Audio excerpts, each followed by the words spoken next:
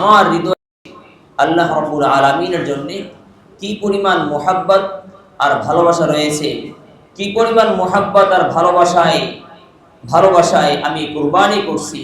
ওই ভালোবাসা, ওই আবেগ, ওই উচ্ছ্বাস আল্লাহ রাব্বুল আলামিন কবুল করবেন। এজন্য নবীজি সাল্লাল্লাহু আলাইহি ওয়াসাল্লামের সাহাবী মুআজ বিন জাবাল রাদিয়াল্লাহু আনহু থেকে বর্ণিত, তিনি বলেন, যখন নবীজি আমাকে ইয়ামানে পাঠিয়েছেন, ইয়ামানে পাঠানোর সময় আমি নবীজিকে বললাম, ও আল্লাহর নবী, যাব তো অনেক দূরে, আমাকে একটু নসিহত করুন, আউসিনি ইয়া রাসূলুল্লাহ। তখন নবীজি বললেন, আখলিস দীনাক ইয়াকফিকাল আমালুল কালিল। তুমি তোমার দ্বীনকে খাঁটি করো, নিয়তকে খাঁটি করো। নিয়ত একজনের জন্য হবে, আওয়াজ করে বলতে হবে, তিনি কে? আল্লাহ তাআলা। এই জন্য একজনের জন্য নিয়ত করো, নিয়তকে পরিশুদ্ধ করো। ইয়াকফিকাল আমালুল কালিল, তাহলে তোমার অল্প আমল আল্লাহ রাব্বুল আলামিনের কাছে তোমার নাজাতের জন্য যথেষ্ট হয়ে যাবে। বলেন সুবহানাল্লাহ। যদি আমার নিয়ত পরিশুদ্ধ থাকে, তাহলে আমার কোটি টাকার কোরবানির প্রয়োজন নেই, আমার লাখ টাকার কোরবানি, আমার অল্প টাকার কোরবানি, এটাকে গ্রহণ করে নেবে কে? আল্লাহ রাব্বুল আলামিন। আর যদি আমার নিয়তের মধ্যে গড়বড় থেকে যায়, আল্লাহ না করুন, যে নিয়তের মধ্যে আমার ভিন্ন কিছু থেকে যায়, তাহলে এই কোরবানি তো কোরবানি নয়, বরং এই কোরবানি হবে আমার জন্য জাহান্নামে যাওয়ার একটা কারণ হয়ে দাঁড়াবে। কারণ রাসূল বলেছেন যে আশরিকুল খাফি, যে গোপন শিরিক হচ্ছে কোন জিনিস? আর রিয়া ওয়া সুমআ, লোক দেখানো মানসিকতা, মানুষের বাহবা পাওয়ার যে একটা মানসিকতা, মোটিভ, এই বিষয়টা হচ্ছে শিরকে খাফি। এটা হচ্ছে গোপন শিরিক, গুপ্ত শিরিক। ক্যান্সার দেখা যায় না, এর লক্ষণ প্রকাশ পায়। জ্বর দেখা যায় না, লক্ষণ প্রকাশ পায়। ঠিক তেমনি ভাবে গোপন শিরিক যেটা, এই শিরিকটা দেখা যায় না। 10 জনে কোরবানি করছে, তার মধ্যে 5 জন করছে হচ্ছে আল্লাহর জন্যে, আর 5 জন হচ্ছে যে আমাকে মানুষ বীর বাহাদুর বলবে, আমাকে মানুষ দানবীর বলবে, এজন্য কোরবানি করে আমি দিয়ে দিচ্ছি। তাহলে আপনারাই বলেন, এই কোরবানিগুলোর মধ্যে কোনো পার্থক্য কি দেখা যায়? কি বলেন? পার্থক্য দেখা যাওয়া সম্ভব? এটা সম্ভব না। এটা কিন্তু একজন দেখেন, তিনি কে? আল্লাহ। যিনি আমার কোরবানির উপরে নাম্বার বসাবেন, তিনি দেখেন কিনা? আল্লাহ। যিনি একজনে কোরবানি করে পরিপূর্ণ সওয়াব পেয়ে যাবে, আরেকজনে কোরবানি করে একটু সওয়াবও পাবে না, বরং তার জন্য আরো গুনাহের বিষয় থেকে যাবে।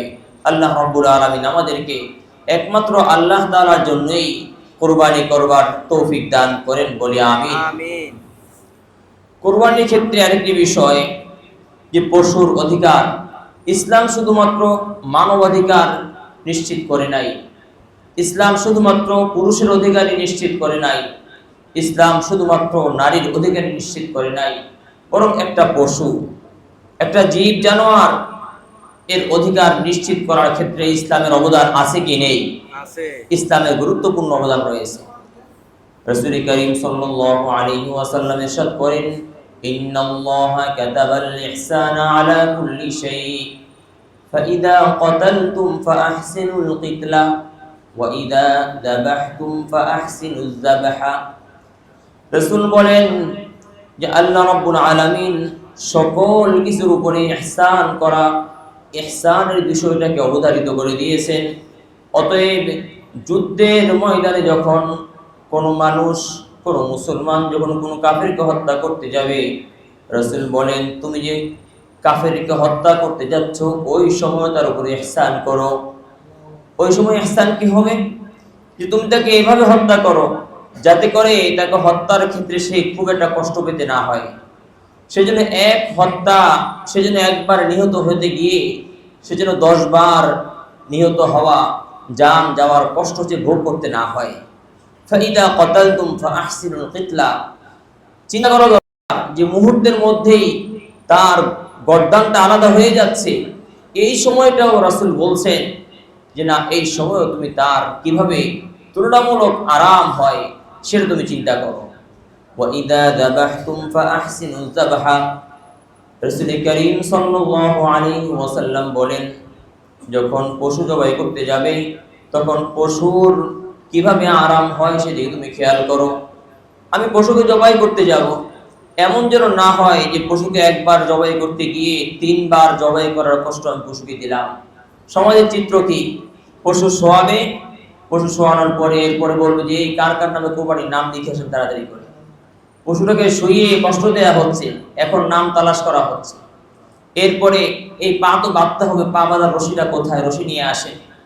আবার ছুরি কোথায়, ছুরি তো এখনো ধার দেওয়া হয় নাই, তখন ছুরি ধারালো করা হয় না। এটা কোনো সঠিক পদ্ধতি নয়, বরং সঠিক পদ্ধতি হচ্ছে আপনি সব কিছু প্রস্তুত করে এরপরে পশু শোয়ান, শুইয়ে এরপরে জবাই করে দেন। রাসূল কারীম সাল্লাল্লাহু আলাইহি ওয়াসাল্লাম পশু জবাইয়ের আগে সে ওই স্ত্রী বিবি আয়েশাকে বললেন, আয়েশা ইশহাজিহা বিহাজার, এটাকে পাথরের সঙ্গে ঘষা মাজা করে খুব ভালো করে ধারালো করে নাও, যাতে করে জবাই করবার সময় পশুরা খুব একটা কষ্ট পেতে না হয়। এবং আরো স্পষ্ট করে বলেছেন যে তোমরা পশুকে একবার জবাই করতে গিয়ে এটাকে 10 বার জবাই করবার কষ্ট দিও না, বরং এটাকে এভাবে জবাই করো এবং ছুরিটাকে এভাবে ধারালো করে নাও, যাতে করে এই পশু কষ্ট পেতে না হয়। এবং কোরবানির বিষয়ে পরিষ্কার পরিচ্ছন্নতার প্রতি খেয়াল রাখা অনেক গুরুত্বপূর্ণ বিষয়। আমি কোরবানি করব, কোরবানি করা ওয়াজিব বিধান। আমার কোরবানির পশুর রক্তের কারণে, আমার কোরবানির পশুর আবর্জনার কারণে, আমার কোরবানির পশুর যে কোনো কিছুর কারণে অন্য ভাই কষ্ট পেল, ইজাউল মুসলিমি হারাম।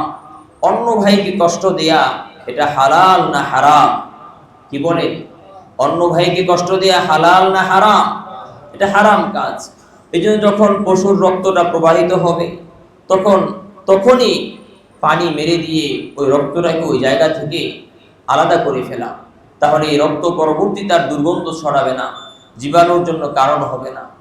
এরপরে পশুর যে আবর্জনা থাকবে, ময়লা থাকবে, সেটাকে নির্দিষ্ট ব্যাগে ভরে এটাকে নির্দিষ্ট জায়গায় ফেলে দেয়া, যাতে করে আমার এর কারণে অন্য ভাই কষ্ট পেতে না হয়।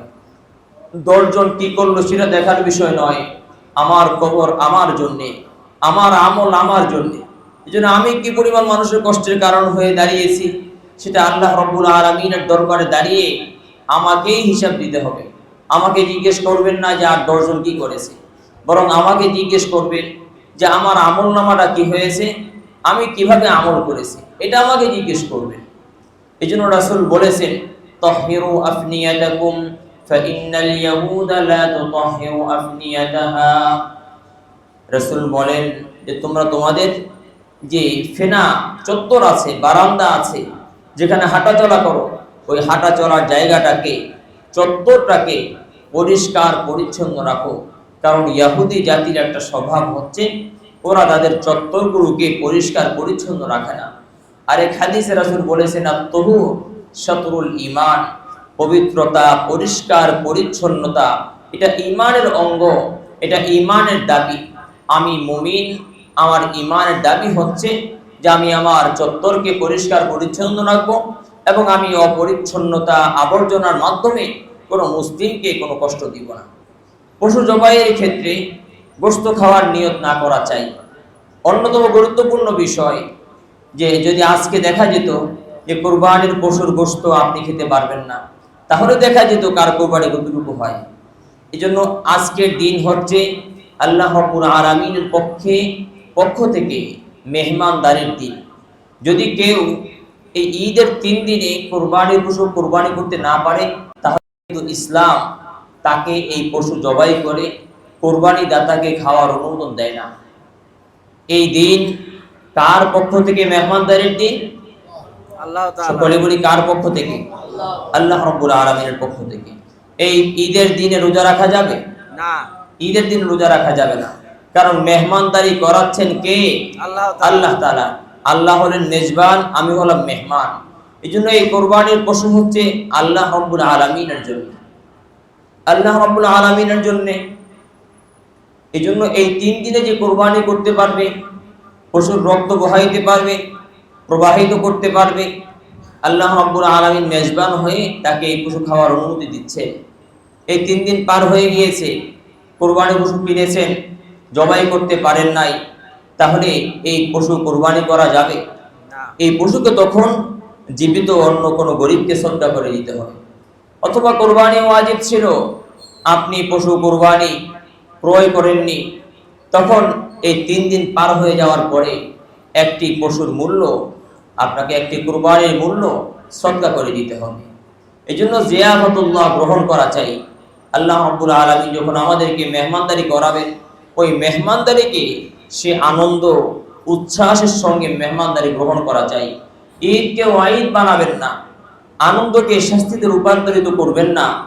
আল্লাহ রাব্বুল আলামিনের পক্ষ থেকে এই ঈদ দিয়েছেন কে? আল্লাহ তাআলা। রাসূল বলেন, ইন্না লিকুল্লি কওমিন ঈদান ওয়া হাযা ঈদুনা, যে প্রতিটি সম্প্রদায়ের জন্য ঈদ উৎসব উদযাপন করবার জন্য রয়েছে, দিন রয়েছে। ওয়া হাযা ঈদুনা, ঈদুল ফিতর, ঈদুল আযহা এগুলো হচ্ছে আমাদের ঈদ। এখন দিয়েছেন কে? আল্লাহ তাআলা। পালন করব কার নির্দেশ মাফিক? আল্লাহ তাআলা। আল্লাহর নির্দেশ মাফিক। আল্লাহ যেভাবে উদযাপন করতে বলেছেন সেভাবে ঈদকে উদযাপন করব। ঈদকে বেহায়াপনা দিয়ে, আমার স্ত্রীকে বেপরদায় ছেড়ে দিয়ে, আমার মেয়েটাকে বেপরদায় ছেড়ে দিয়ে, অথবা আমি কোনো ভিন নারীর সঙ্গে বেপরদায় কথাবার্তা বলে উঠা বসা করে এই আনন্দ ঘন এই মুহূর্তটাকে ওয়াইদে তথা শাস্তিতে রূপান্তরিত করা যাবে না। এই জন্য ঈদ যিনি দিয়েছেন, এটা তো হচ্ছে যুক্তির দাবি, এটাই যিনি দিয়েছেন তার, তিনি যেভাবে করতে বলেছেন, পালন করতে বলেছেন, সেভাবে পালন করা চাই। বিজাতীয় কৃষ্টি কালচারকে নিজের মধ্যে ধারণ না করা চাই। কারণ বিজাতীয় কৃষ্টি কালচার, এই পশ্চিমা জাতি আমাদেরকে ঈদ দেয়নি, তাহলে ঈদ উদযাপন কি পশ্চিমা জাতির কৃষ্টি কালচার মাফিক হবে, না কোনো যে আল্লাহ আমাকে দিয়েছেন তার কৃষ্টি কালচার মাফিক হবে? আল্লাহ রাব্বুল আলামিন যেই আমাদেরকে আদর্শ দিয়েছেন, সেই আদর্শ মাফিক ঈদকে উদযাপন করবে। অন্য কোনো মত, অন্য কোনো মতবাদে আক্রান্ত না হয়ে বরং আল্লাহ রাব্বুল আলামিন যেভাবে ঈদকে উদযাপন করতে বলেছেন সেভাবে ঈদকে উদযাপন করা চাই। ঈদুল আজহার নামাজের সময় একবারই সন্নিকটে, আর মাত্র 5 মিনিট রয়েছে। ঈদুল আজহার নামাজ এর মধ্যে যেহেতু বছরে 2টি দিন আমরা ঈদের নামাজ আদায় করে থাকি, এই জন্য ঈদুল আজহার নামাজের পূর্বে আমরা ইনশাআল্লাহ নামাজের নিয়ম কারণ বলে দিব। আরেকটি বিষয়, কোরবানির গরুর চামড়া, মাদ্রাসাগুলো আমাদের এলাকায় প্রচুর প্রতিষ্ঠান রয়েছে। প্রতিষ্ঠানের যারা চামড়া কালেকশন করবেন তারা আপনাদের কাছে যাবেন। এই কোরবানির চামড়া যদি পারি মাদ্রাসায় হাদিয়া দিয়ে দিব। এটা চামড়ার মূল্য খুব একটা এখন নেই। আর যেহেতু আমাদের এই মসজিদ সংলগ্ন এবং মসজিদের একটি প্রতিষ্ঠান, এই পাশে প্রতিষ্ঠান রয়েছে, আমরা চেষ্টা করব ইনশাআল্লাহ আমাদের চামড়াগুলোকে এই প্রতিষ্ঠানেও দেওয়ার জন্য। দ্বিতীয় বিষয় হচ্ছে, এই কোরবানিকে কেন্দ্র করে বিভিন্ন প্রতিষ্ঠানে অনেক ছাত্র থাকেন, অনেক ছাত্র দ্বারা থাকে। তো আমরা যারা কোরবানি দিচ্ছি এবং কোরবানির পশুর গোশত বন্টনও থাকি, কোরবানির পশুর গোশত আপনি চাইলে গরিব যারা আছে তাদেরকে দিতে পারবেন। এবং এক্ষেত্রে সুন্নত তরিকা হচ্ছে 3 ভাগ করে 1 ভাগ বিলিয়ে দেয়া আর 2 ভাগ নিজের জন্য রাখা। আপনি চাইলে পুরোটাও খেতে পারবেন, এতে কোনো বিধি নিষেধ না নেই। তবে যেহেতু মাদ্রাসাগুলোতে ইয়াতীম বাচ্চা থাকে, গরিব বাচ্চা থাকে, এরা দিন নিয়ে তাদের পড়াশোনা হয়ে থাকে, এই জন্য আমরা চেষ্টা করব আমাদের যে কোরবানির কিছু অংশ, কিছু গোশত যদি আমরা পারি, আমাদের প্রতিষ্ঠানগুলোতে যে সকল প্রতিষ্ঠান রয়েছে, এই প্রতিষ্ঠান রয়েছে আর অন্যান্য প্রতিষ্ঠান রয়েছে, এই সকল প্রতিষ্ঠান আমরা দেওয়ার চেষ্টা করব ইনশাআল্লাহ। আল্লাহ রাব্বুল আলামিন আমাদেরকে তৌফিক দান করেন, সকলে বলে আমিন।